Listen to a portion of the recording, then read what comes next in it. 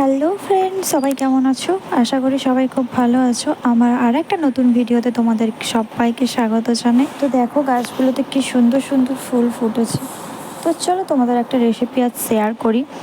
তো আমি এখানে কাবলি ছোলা জলে ভিজিয়ে রেখে দিয়েছিলাম, ওটাকে এখন কুকারের মধ্যে দিয়ে দিলাম। আর বাঙালির তো আলু ছাড়া চলে না, তাই দুটো আলু দিয়েছি, বেশি দিইনি। তো এখন একটু পরিমাণ মতো জল আর লবণ দিয়ে সেদ্ধ করতে বসিয়ে দিলাম। এটা সেদ্ধ হতে থাকতো, তখন এইদিকে আমি কাজ সেরে নিই। তো প্রথমে আমি ময়দাটাকে চেলে নিচ্ছি। আমার না এই বড় ছাঁকনিগুলোতে চালতে খুব ইজি হয়, ওই আটা চালনির থেকে এইগুলোতে আমার বেশি মানে সুবিধা হয়। তো যার কারণে আমি এতেই চালি। তো এরপরে দিয়ে দিচ্ছি একটু বেকিং সোডা আর একটু লবণ। তো এইভাবে ছাঁকনিতে দিলাম, কারণ কি তাহলে পুরোটা মিক্স হয়ে যাবে। তারপরে আমি দিয়ে দিচ্ছি দই, টক দই। আমি এখানে প্রায় 800 গ্রাম মতো ময়দা নিয়েছিলাম, আর ওতে আমি 400 গ্রাম টক দই অ্যাড করেছি। তো এরপর হালকা একটু জল দিয়ে, জল যদি না লাগে তো আরও ভালো কথা, বাট একটু লাগলো, তাই জন্য অল্প একটু জল দিয়ে ভালো করে মেখে নিই। তো দেখতে পাচ্ছ ফাইনালি মাখা ডান। এরপর আমি ওপর থেকে একটু সাদা তেল ভালো করে মিশিয়ে আর একবার মেখে এটাকে আমি 2 থেকে 3 ঘন্টার জন্য ঢাকা দিয়ে রেখে দেবো। তোমাদের হাতে যদি টাইম কম থাকে তো মিনিমাম 1 থেকে 1.5 ঘন্টা রাখলেও চলবে। তারপরে এই যে মশলাটা রেডি করে নিয়েছি, পেঁয়াজ, আদা, রসুন, লঙ্কা, টমেটো। তো চলো এবার মশলাটা বেটে নিই। তো তারপরে তরকারি বসাবো। এই যে কড়াইতে আমি সর্ষের তেল দিয়ে দিলাম, কড়াইটা গরম হয়ে গেছে। এরপর আমি একটু গোটা জিরে আর গোটা শুকনো লঙ্কা দিয়ে দিলাম গরম তেলের মধ্যে। তারপরে আমি বেটে রাখা যে মশলাটা ওটা দিয়ে দিলাম। কীভাবে তেল ছিটোচ্ছিল বাপরে! তো যাই হোক, তারপরে ভালো করে নেড়ে চেড়ে কষিয়ে নিতে হবে, যেন মশলা আদা রসুনের গন্ধটা না বেরোয়। এরপর আমি এক এক করে সব মশলা দিয়ে দিচ্ছি, লবণ, তারপরে দিয়ে দিচ্ছি হলুদ গুঁড়ো, তারপরে যে কটা গুঁড়ো মশলা লাগে আর কি, জিরে গুঁড়ো, আর এরপর দিয়ে দিচ্ছি ধনে গুঁড়ো। তো এরপর দিয়ে ভালো করে নেড়ে চেড়ে কষিয়ে নেবো মিক্স করে।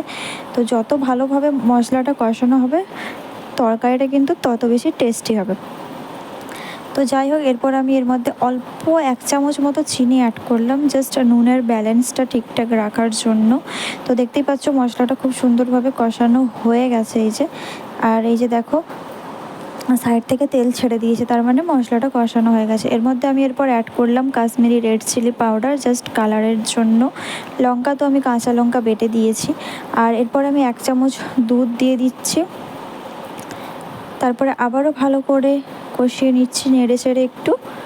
এরপর আমি সেদ্ধ করে রাখা যে ছোলা আর আলু ওটা দিয়ে দিলাম। তারপর এটাকে আবারও ভালো করে কষিয়ে নেবো নেড়ে চেড়ে। যেহেতু এটা সেদ্ধ করা রয়েছে, বেশিক্ষণ আর লাগবে না সেদ্ধ হতে। তো তাও মশলাটা যাতে ভেতরে ঢোকে, যার কারণে ভালো করে একটু কষিয়ে কষিয়ে পুরো শুকনো শুকনো করে নেবো। তাহলে কি বলো তো, নুনটা ঠিকঠাক, মশলা, নুন, তেল সব কিছু ঠিকঠাক যাবে। তো তারপরে আমি পরিমাণ মতো অল্প জাস্ট একটু জল দিলাম, কারণ এটা তো বেশি ঝোল ঝোল হবে না, জাস্ট গ্রেভি গ্রেভি টাইপের হবে, যেটা চানা মশলা যেটা হয় আর কি যেমন। তো আমি এক্সট্রা এর মধ্যে একটা আলু অ্যাড করেছি।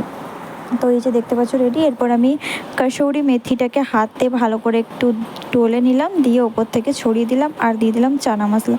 তো ফাইনালি তরকারিটা দেখতে পাচ্ছ খুব সুন্দর লাগছে। ফোনে অতটা কালার ভালো আসেনি, কেন কি আমাদের লাইটের খুব প্রবলেম। তো যাই হোক, এরপরে আমি বেবি নানটা বানানোর জন্য এই যে ময়দাটা প্রায় 2 ঘন্টা ঢেকে রেখেছিলাম। এরপর ভালো করে আরেকবার মেখে নিচ্ছি। তারপরে এই যে এইরকম সাইজের আমি ডো বানিয়ে নিচ্ছি এই যে। তো চলো ঝটপট করে কয়েকটা ডো বানিয়ে নিই। এখন বেশি ভাজবো না, কয়েকটা জাস্ট ভাজবো, আবার পরে গরম গরম ভাজা হবে আর খাওয়া হবে। তো এই কটা বানিয়ে নিয়েছি। এরপর এদিকে কড়াইতে তেলও গরম বসিয়ে দিয়েছি। আর এই যে এরপর এক এক করে দিয়ে দিলাম। এই যে দেখতে পাচ্ছ কি সুন্দর ফুলছে।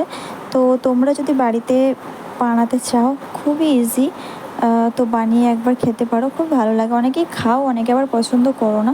তো এইভাবে চানা মশলাটা বানিয়ে একবার দেখতে পারো, দারুণ লাগে। আর বেবি নান তো ভালোই লাগে। তো যাই দেখতে পাচ্ছ কি সুন্দর ফুলেছে। তো আর তোমাদের আমি দেখাচ্ছি একটা ছিঁড়ে যে কতটা সফট হয়েছে। তো চলো ভিডিওটা আজকের মতো এখানেই শেষ করছি। তোমাদের যদি ভালো লেগে থাকে অবশ্যই একটা লাইক কমেন্ট শেয়ার করে দিও আর পাশে থাকো। তো চলো ভিডিওটা আজকের মতো শেষ করছি। টাটা বাই বাই, সবাই ভালো থেকো, সুস্থ